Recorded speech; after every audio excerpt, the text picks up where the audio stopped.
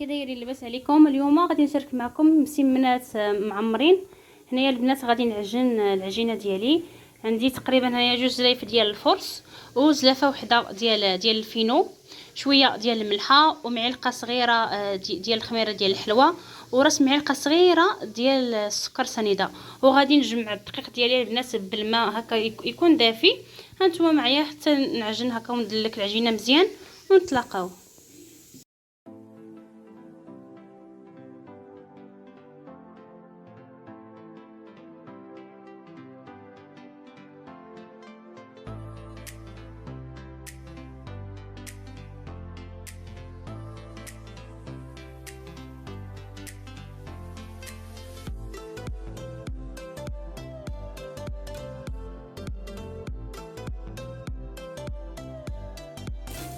هنايا البنات صافي عجنتها مزيان. غادي نحاول انني ندير ليها شويه ديال الزيت وغادي ندخلها للبلاستيكه الغذائيه ونخليها كترتاح تقريبا من نص ساعه حتى لساعه. هانتوما معايا غادي ندخلها لهاد البلاستيكه، نحاول انني ندخلها ونسد عليها نزمتها ونخليها ترتاح بحال هكا. صافي غادي نخليها هكا على جنب. هانتوما وغادي ندوز دابا باش نصاوب الحشوه ديالي. وبالنسبه للمقادير ديال الحشوه ديالنا، عندي البنات البصله تقريبا هنايا 2 بصلات مشلضين، عندي الفلافل الالوان الحمراء الخضراء والصفراء، وعندي كورجيطه وحده محكوكين البنات، عندي 3 دروس ديال الثومه، عندي الزيت، عندي هنايا البنات الشعريه الصينيه هكا مرقداها في الماء البارد ومقطعاها، عندي الكفته ديال الدجاج هكا والكفته ديال اللحم. بالنسبه للعطريه ديالنا غادي نحتاجو، عندي راس معلقه صغيره ديال الخرقوم، شويه ديال الكمون تقريبا ملعقه صغيره، السودانيه، قزبور حبوب، تحميره والبزار والملحه حسب الذوق. نمشيو دابا نطيبوا الحشوه ديالنا. هنايا البنات صافي سخنت فيا المقله، غادي ندير الزيت،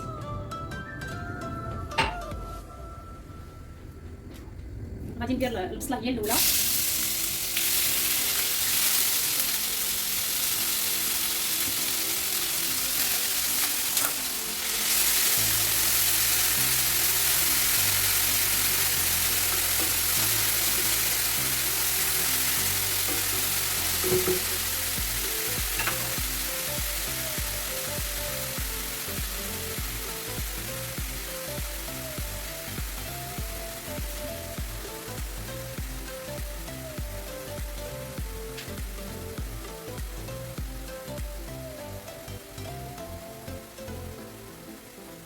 غادي نحطهم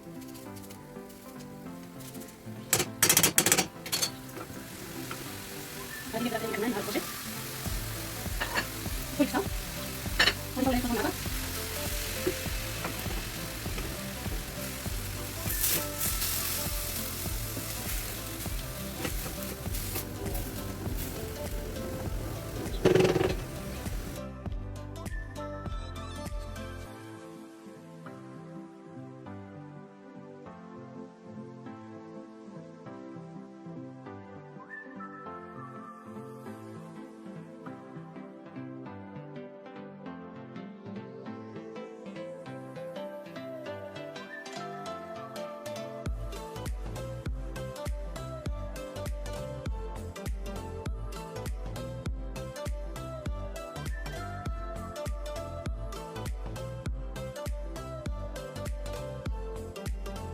هنايا البنات خليتها هكا ارتحت تقريبا ساعه، هنايا وقرصتها وغطيتها بالميكا. وها هي الحشوه ديالنا باش نعمروا المسمنات ديالنا. بالنسبه للتوراق البنات عندي هنايا الزبده والفينو، غادي نورق بالزبده والفينو. هانتوما غادي تشوفوا معايا الطريقه. هنايا خديت الكره ديال العجين الاولى اللي قرصت، غادي تكون مطلوقه اكثر.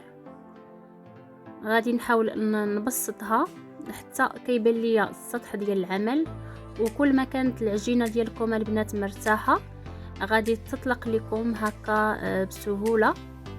صافي هنايا قرصتها مزيان ودرت عليها شويه ديال الزبده وجبت الحشوه ودرتها في الوسط، وهكا طويتها عادي بحال المسيمنه عاديه.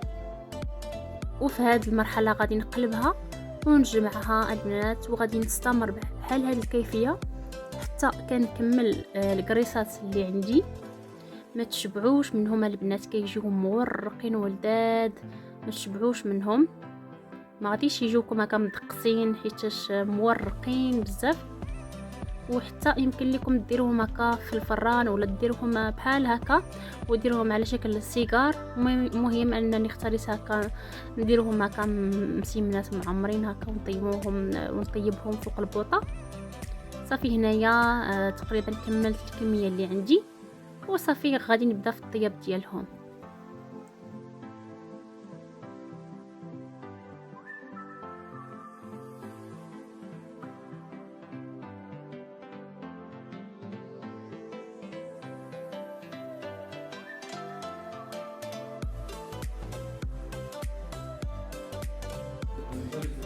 هذا هو الشكل ديال المسيمنات ديالنا معمرين البنات، جاو رائعين البنات. نتمنى انكم تجربوهم وان شاء الله ينالوا الاعجاب ديالكم، وغنيين بزاف. وحتى الفيديو الجاي خليتكم على خير.